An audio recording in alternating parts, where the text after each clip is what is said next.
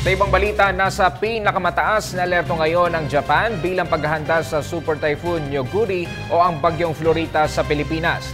Batay sa pagtataya ng Japan Meteorological Agency, malaki ang banta sa buhay at ari-arian ng naturang bagyo. Magdudulot umano ito ng matinding pagulan at bugso ng hangin, aabot sa 250 km kada oras.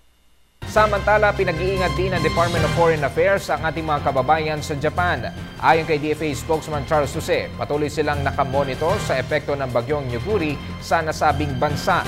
Tinatayang mahigit 80,000 Pilipino ang naninirahan sa mga lugar na tatamaan ng bagyo.